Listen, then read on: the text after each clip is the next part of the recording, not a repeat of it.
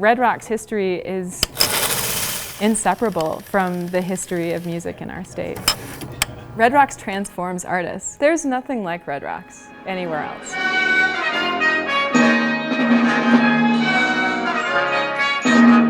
1905, John Brisbane Walker, who was the publisher of Cosmopolitan magazine, buys the acreage of Red Rocks Park and has the idea to do public performances there. So this is what the park looked like in 1905. All you see is sagebrush and dirt. You can see that each area for the bench had to be dug out of the earth by hand. The city of Denver actually purchased this property for $54,000 in 1927.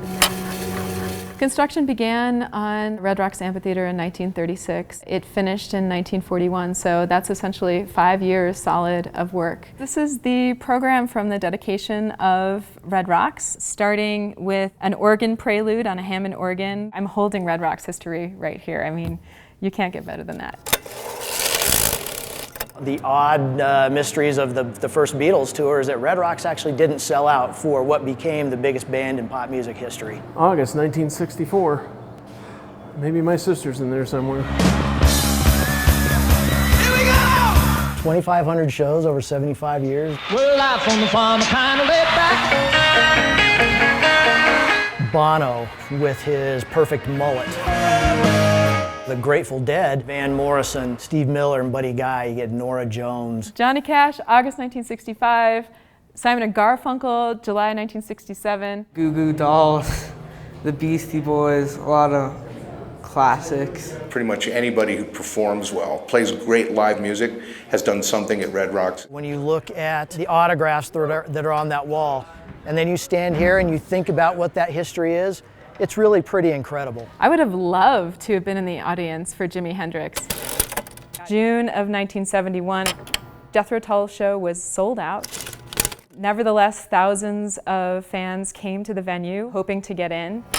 They started clashing with police, throwing rocks at the police. 15 to 20 canisters of tear gas were dropped. So the city basically said, this is what happens when we have rock music at the Red Rocks. That led to a 5-year ban. 1975, Barry Fay, the promoter, thought this is ridiculous, and so he sued the city. And in 1976, he won that suit, so he was able to start booking rock shows there after that date. I made almost all John Denver's concerts. John Denver, July 6th. These are all filled with an easy country charm. Thank God I'm a country boy. I've never heard of anything as magical as this place. She'd trade Colorado if you take her with. Wow. Whew. That's that part of that history. They walk these same paths. We're walking the same path. What a bunch of history. Joan Baez has been on that stage. Count Basie has been on that stage. Was it? No, I'm pretty sure that was it. It's a listing of everybody who has played here and every date. It's like a who's who of music history when you look at the history of Red Rocks.